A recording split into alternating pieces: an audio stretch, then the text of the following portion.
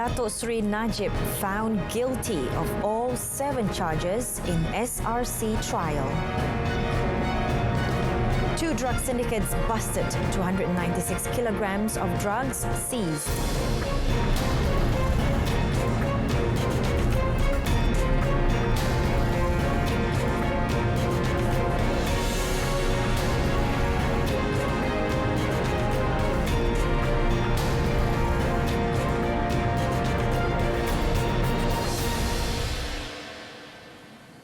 You're watching news at 10 on TV2 with me, Renee Fong. Former Prime Minister Datuk Seri Najib Tun Razak has been sentenced to a total of 72 years in prison and 210 million ringgit fine by Kuala Lumpur High Court after he was found guilty of abuse of power and misappropriating 42 million ringgit from SRC International Sdn Bhd. However, the former Premier will only serve 12 years in jail as High Court Judge Muhammad Nazlan Muhammad Ghazali ordered all the jail sentences to run concurrently. Judge Muhammad Nazlan has also granted a stay of execution for the imprisonment as well as payment of the fine. In delivering the verdict, Judge Muhammad Nazlan said he had taken into consideration all of the mitigation arguments submitted by the defence and the prosecution, including public interest and that of the accused. In sentencing, the judge noted the importance of public interest and enforcement to deter offenders, as well as noting that the accused held a position of trust. He said of the 12 years in jail and 210 million ringgit fine is for abuse of power charges, while the 3 CBT charges carry a sentence of 10 years in jail each, while the money laundering charges carry a 10-year prison sentence each. He added that Datuk Seri Najib will face another 5 years of imprisonment if he fails to pay the 210 million ringgit fine. Following that, Defence Lead Tan Sri Shafi Abdullah applied for a stay of execution for Datuk Seri Najib's sentences. To that, Judge Muhammad Nazlan allowed for the stay application as the applicant has fully established special circumstances for the court to grant a stay of execution. The judge also ordered for bail to be increased by another 1 million ringgit with 2 sureties to be paid by tomorrow. The convicted Pekan MP was also ordered to report to the nearest police station on the 1st and 15th of every month.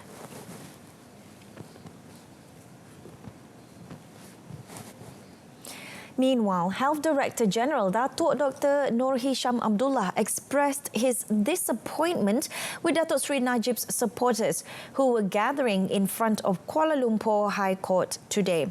In a series of social media posts, he said the ministry has been reminding the public about the SOP, yet some individuals still choose to go against it. Datuk Dr. Nur Hisham said it has already been made clear by the Ministry of Health almost every day, reminding Malaysians to abide by the SOP of keeping a safe distance of about 1 meter, wearing the face mask and washing hands regularly. He said it is very saddening to see a situation such as this where there is no self-control. This morning, a group of Datuk Seri Najib supporters turned up at Kuala Lumpur Court Complex as they anxiously await the verdict of former Prime Minister's SRC case.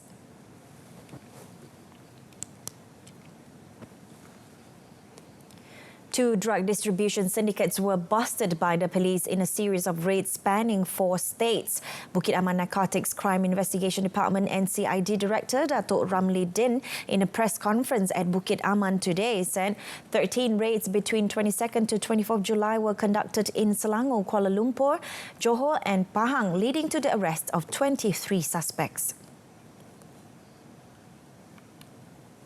Datuk Ramli said around 68 kilogram of suspected shabu and 228.6 kilogram of suspected ecstasy were seized, adding that its value is estimated at 25.6 million ringgit.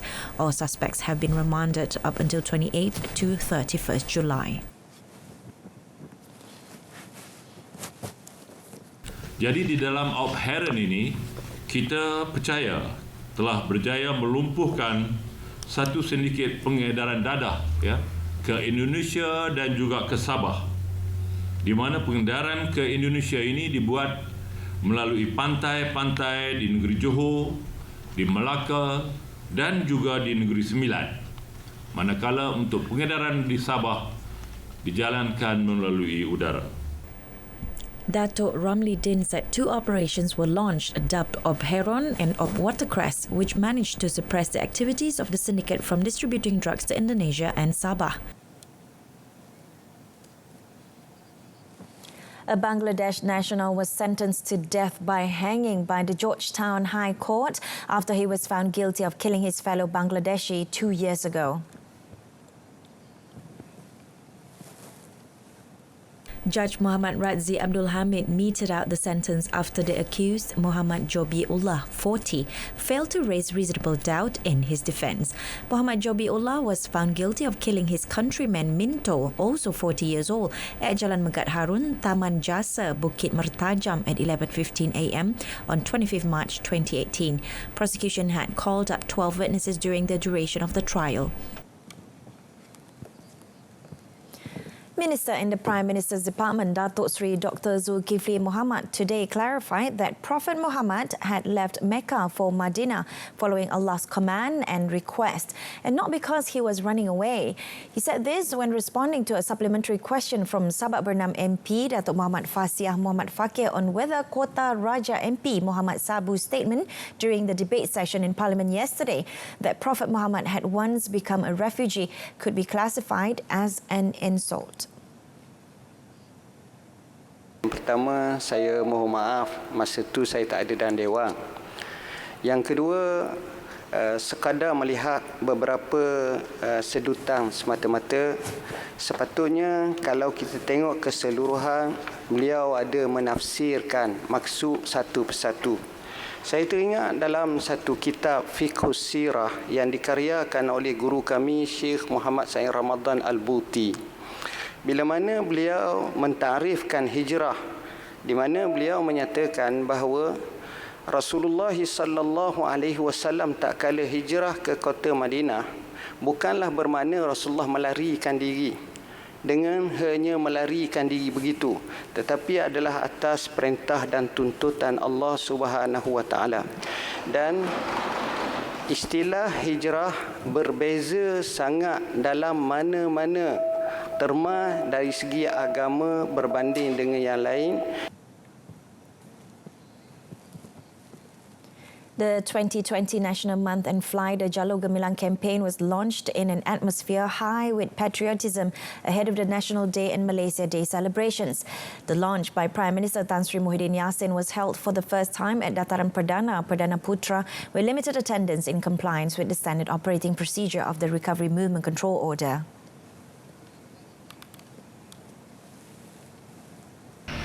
Setelah sekian lama kita menikmati kebebasan dan kemerdekaan ini, amalan mengibar jalur gemilang seharusnya sudah dibudayakan dalam kehidupan seharian kita. Kita semua dengan sendirinya dan rela hati mengibarkan dengan megah jalur gemilang di sepanjang tahun, tanpa perlu menunggu adanya program sambutan Bulan Kebangsaan dan kibar jalur gemilang ini. Apabila kesedaran ini sudah ada dalam diri setiap orang, maka ia bermakna kita telah berjaya menjiwai kemerdekaan negara kita ini. After delivering his speech, Tan Sri Muhyiddin handed the Jalur Gemilang to the Malaysian Armed Forces ATM for the flag hoisting ceremony, which was carried out by 6 officers, each from ATM, the Royal Malaysia Police, Immigration Department, Department of Volunteers, Health Ministry and the Information Department. The hoisting of the Jalur Gemilang was accompanied by the singing of the national anthem by the Information Department's choir group Pentarama, with music provided by the ATM band. The highlight of the launch was the singing of the theme song for the 2020 National Day and Malaysia Day celebration, Malaysia Prihatin, by the Pentarama Choir Group. The song was composed by RTM Music Director Datuk Mogzani Ismail with the lyrics by El Sol Ahmad. The event at Dataran Perdana ended with the Prime Minister flagging off the Merdeka Info on Wheels, which will travel throughout the country until 15th September to boost the spirit of patriotism among the people.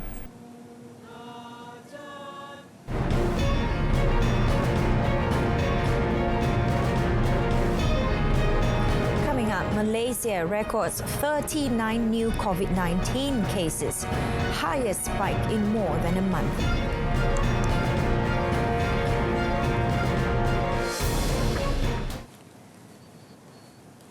Malaysia may get access to the COVID-19 vaccine from China if the Health Ministry finds it safe and effective to be used. Science, Technology and Innovation MOSTI Minister Khairi Jamaluddin Abu Bakar said this was part of the government's efforts to help develop a vaccine for the virus through scientific and strategic collaborations with countries capable of producing the vaccine.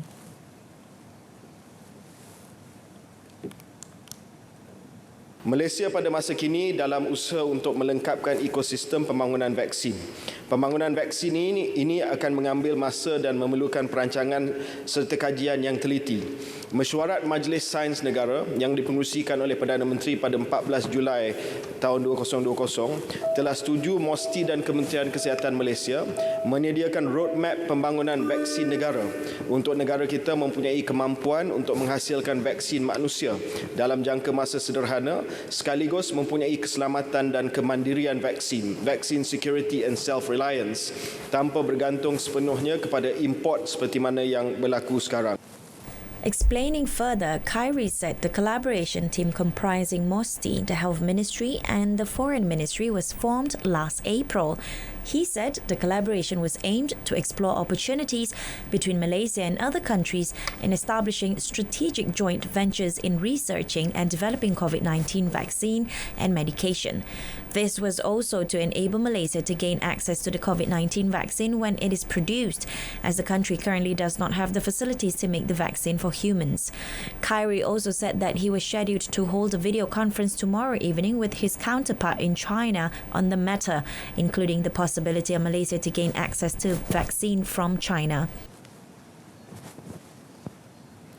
Malaysia recorded 39 new cases of COVID-19, bringing the total number of cases to 8,943. Health Director General Datuk Dr. Noor Hisham Abdullah in a statement today explained that of the 39 new cases, 11 were imported cases, while 28 were local transmission cases.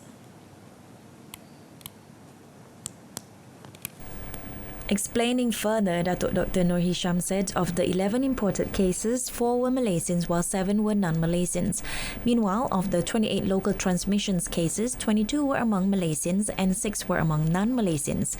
The Health Director General also reported that another 6 COVID-19 patients was discharged from hospital, bringing the total cumulative discharge cases to 8,607. With this, the number of active COVID-19 cases in the country now stands at 212 cases. Of that, one patient is being warded in the intensive care unit ICU and he is treated with the use of ventilators. Datuk Dr. Noor Hisham also said that the number of fatalities related to COVID-19 remains at 124 with no new death reported today. Meanwhile, the Health Ministry has discovered another new COVID-19 clusters in Kedah and Sarawak. In Kedah, dubbed as PUI Sivaganga India cluster, Datuk Dr. Noor Hisham said there are 5 active cases detected so far. The index case is permanent resident who owns a restaurant in Kedah.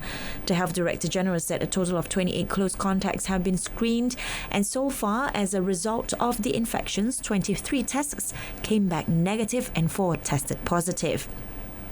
In Sarawak, another cluster was discovered in a market in Satok, Kuching, where 229 individuals were screened. Of that, 4 tested positive, while the rest of them tested negative. Datuk Dr. Noor Hisham said all patients have been isolated at the Sarawak General Hospital for further treatment. A total of 1,631 individuals have returned to the country from overseas since 24th to 27th July. Senior Minister Datuk Seri Ismail Sabri Yaakob in a statement said they were placed in 9 quarantine centres in Kuala Lumpur, Negeri Sembilan, Pulau Pinang and Johor. Datuk Sri Ismail Sabri said they returned from 22 countries including Philippines, Qatar, Pakistan, Hong Kong, India, Japan, China and Australia.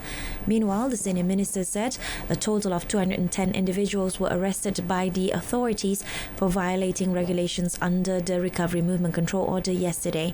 He said of that, 10 were remanded while one was released on bail and another 199 individuals were issued with compound fines. He explained that the offences included activities which involve the presence of numerous people who make social distancing difficult and activities that violate the SOP. The Health Ministry has mobilized medical personnel in Sarawak to replace Sentosa hospital staff that are currently being placed under quarantine. Its Minister, Datuk Sri Dr. Adham Baba, said a special briefing was conducted for the health personnel to stress on the adherence to COVID-19 prevention, management and mobilization of technical support advisors to monitor the situation and provide assistance in the area.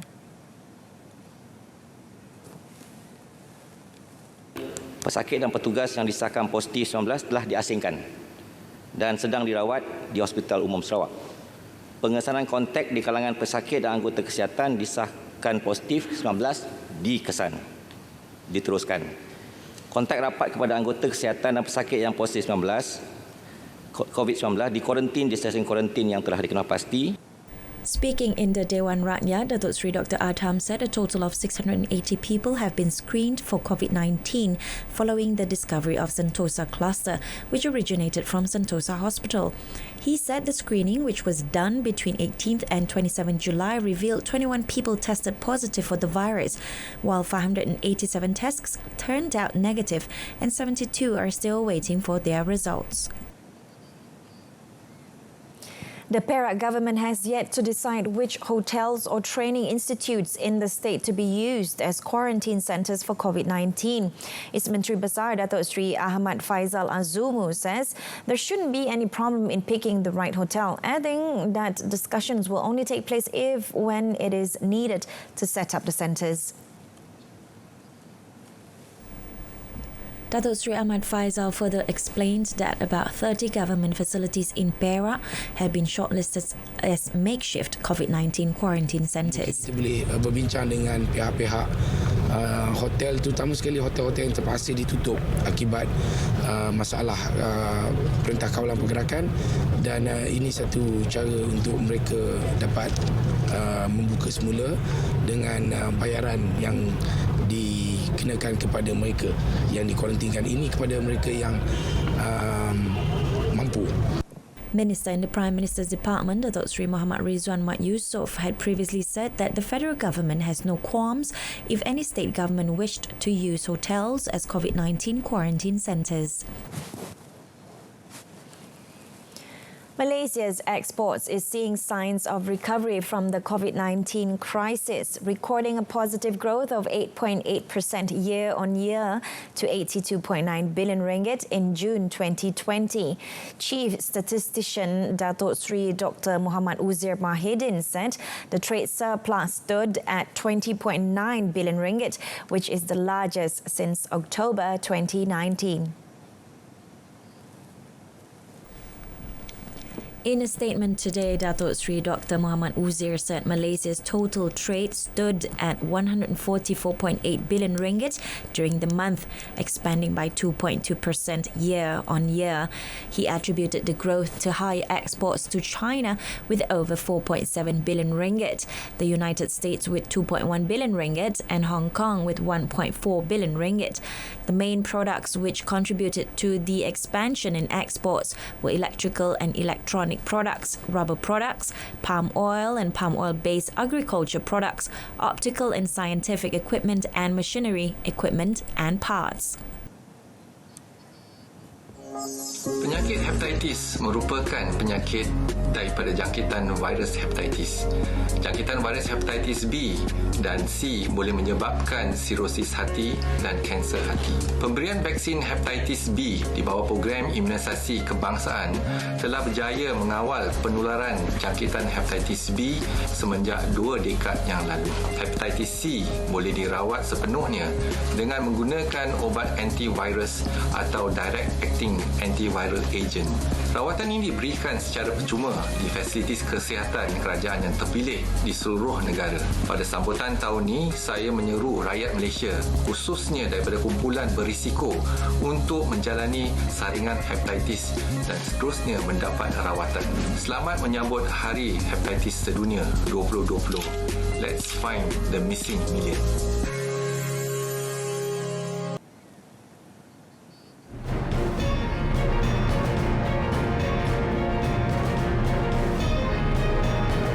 China halts Hong Kong extradition treaties with Canada, Australia and the UK. That's coming up in a foreign front.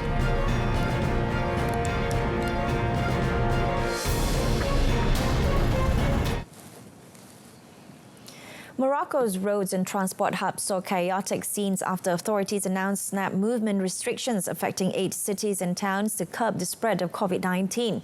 The measures shutting off all entry and exit to the cities, which together account for more than half of Morocco's population, were announced on Sunday, just 5 hours before they came into effect at midnight.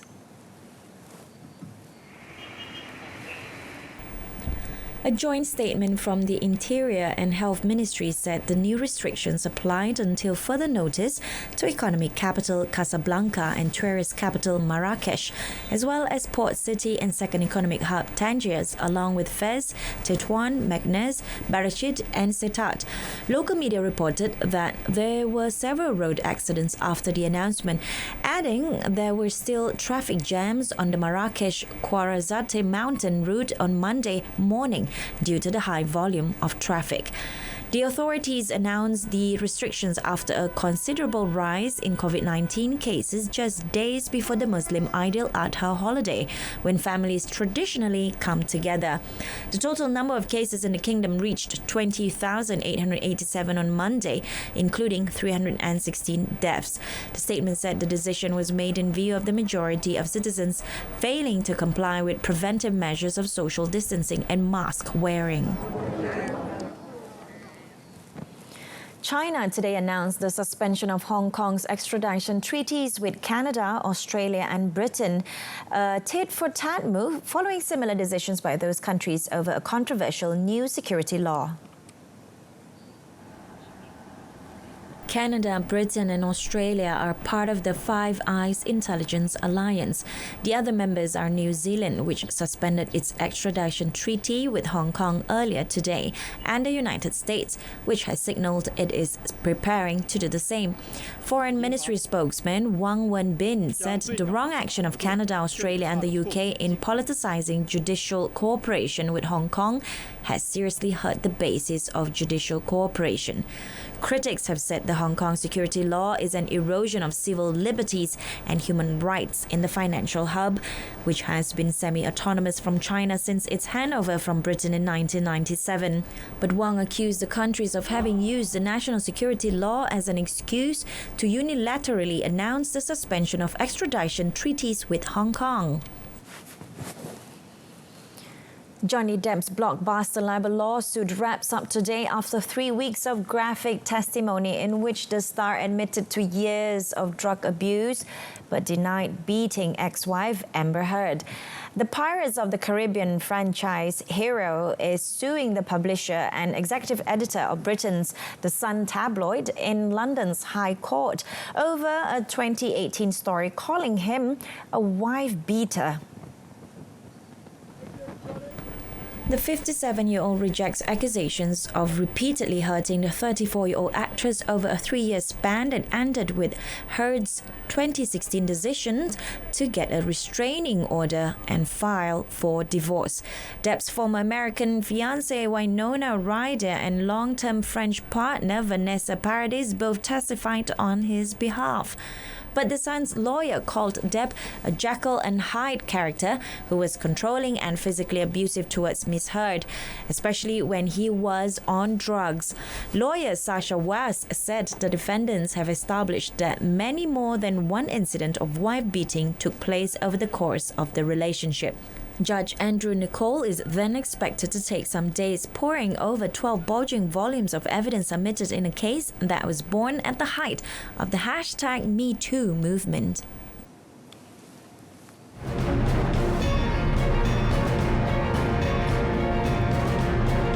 Coming up in sports, Jurgen Klopp wins LMA Manager of the Year award.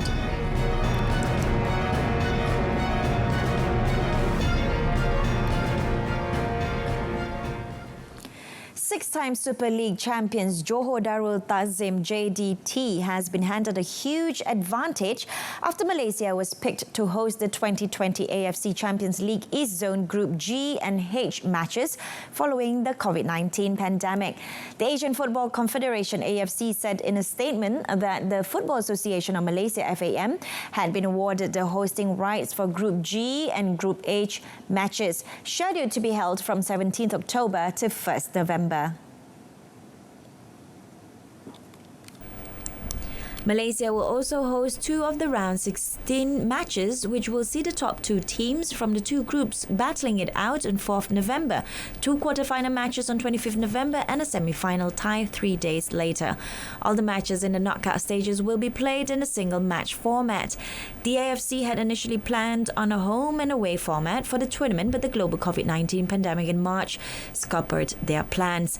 Group G comprises Vissel Kobe, JDT, Guangzhou Evergrande FC and Suwon Samsung Blue Wings, while Yokohama F Marinos, Jeonbuk Hyundai Motors FC, Sydney FC and Shanghai SIPG FC make up Group H. Meanwhile, AFC said that the centralized venue for Groups E and F, as well as the knockout stage matches, are yet to be confirmed.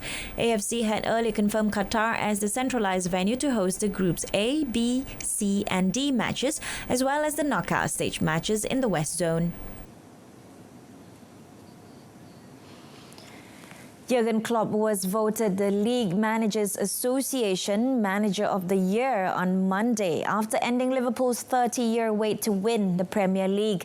Klopp led Liverpool to the Premier League title in the same season they were FIFA Club World Champions. The German's award was announced by former Manchester United boss Alex Ferguson, after whom the trophy is now named. Chris Wilder, last year's winner of the award, settled for the runner-up spot, this time after Sheffield United's impressive first season back in the Premier League. Meanwhile, Klopp wants to retain a lean squad to ensure Liverpool remain competitive next season. The Reds boss used 24 players in the Premier League this term. Klopp gave chances to some of the club's academy players in the FA and League Cups to cope with fixture congestion. But he believes keeping as small a core as possible keeps the players on their toes.